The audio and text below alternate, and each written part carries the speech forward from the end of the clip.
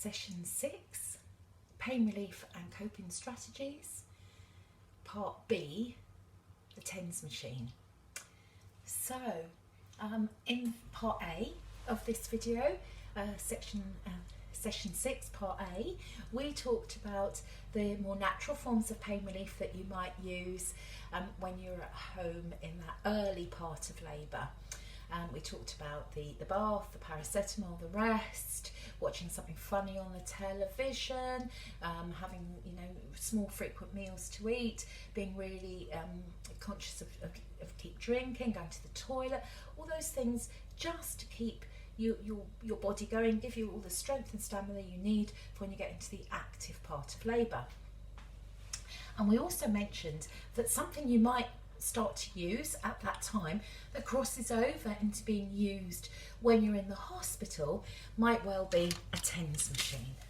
Now, people are quite nervous sometimes about a TENS machine because we know that it works on electrical impulses, but actually what it's doing is interrupting the signals that go to your brain that quite naturally help you deal with pain and just building on them, making them a little bit stronger.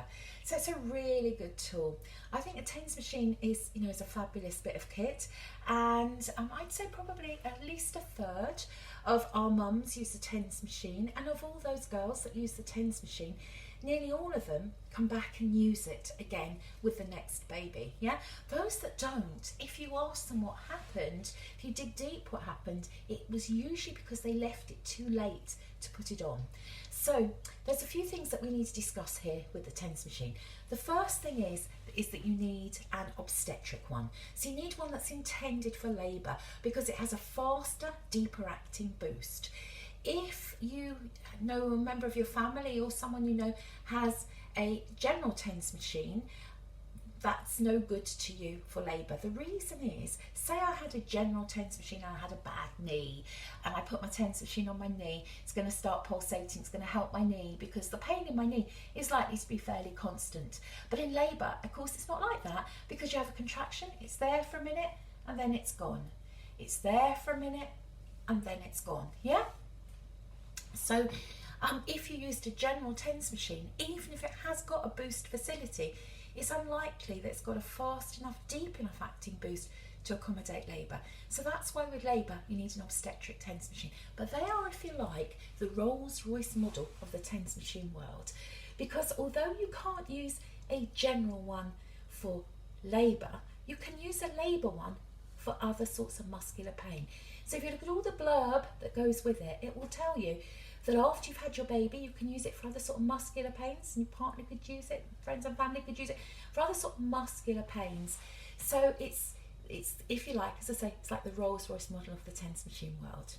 So the next thing to say about the TENS machine is that you should, because you're prescribing it to yourself, you shouldn't really put it on your body until you're 37 weeks pregnant, because there is a really tiny risk that you could induce preterm labour. So the recommendation is, because you're prescribing it to yourself, you put it on from 37 weeks and beyond, yeah, when the baby's lungs are mature. Now what I would say about this is, I wouldn't say, oh, I'm 37 weeks today, I've got a TENS machine, I think I'll try it out.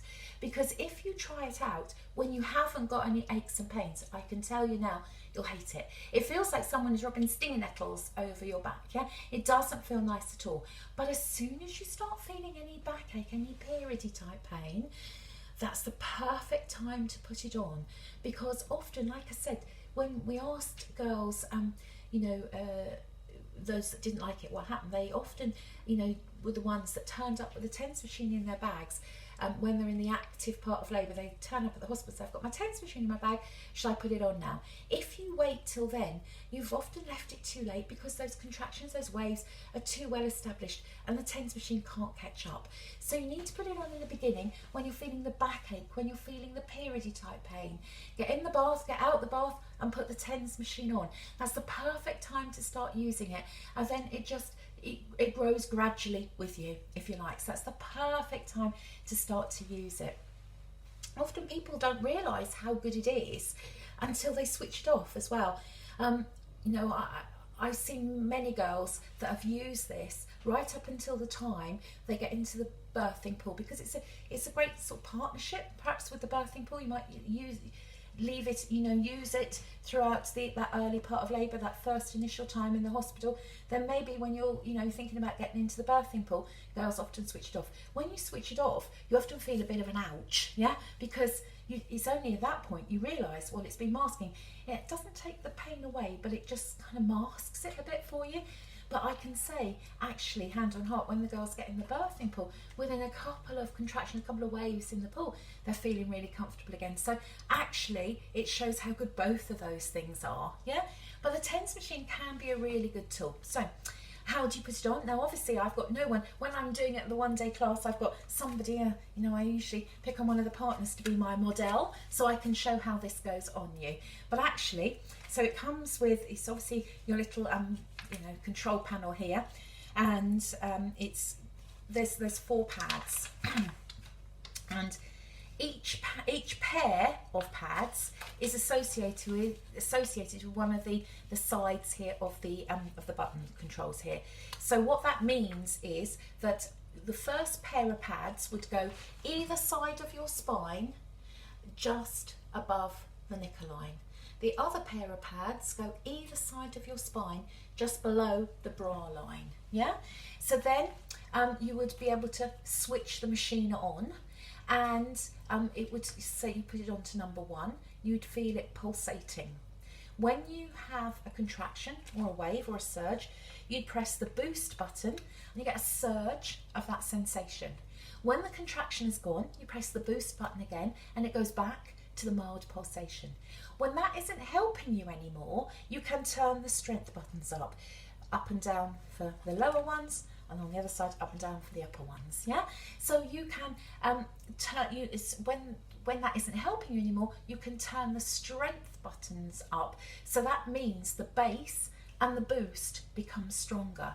Because this pair is working independently to this pair, so because the lower pair is working independently to the upper pair, if it's feeling more uncomfortable down below, which is often the way, you can turn that pair up quicker than the upper pair. So that might mean by the time you stop using it, the lower pair might be on 7 or 8, which is almost at the top of its range, and the upper pair might still be on 4 or 5.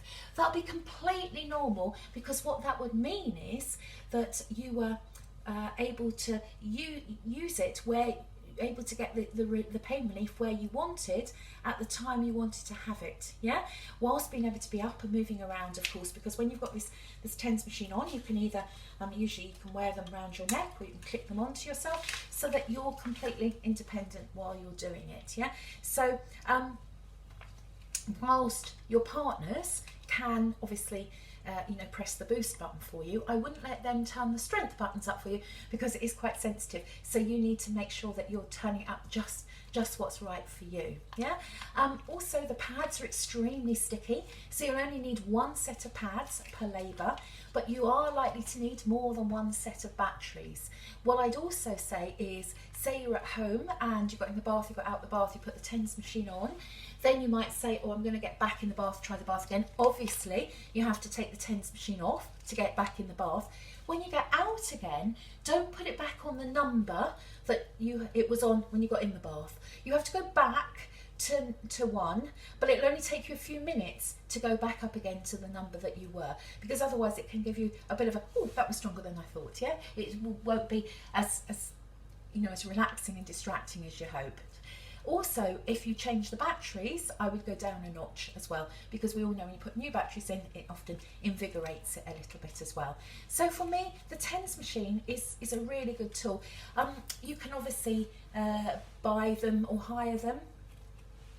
If you Boots, Mothercare, Lloyd's, Mothercare was Mothercare online. Sorry, so it's is it still online? So certainly Boots and Lloyd's, Tesco, they all do the hire service, and I hope so still currently at this time.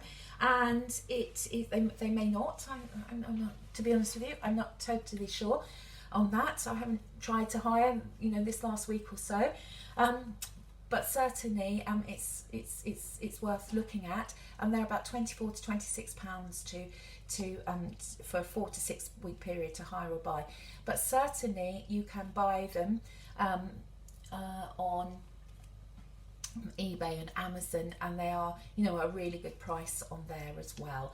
So watch out for that. But my tip to you when you're thinking of buying them, my tip when you're buying is be careful. For example, you often see, say for example on Amazon, it will often say that there'll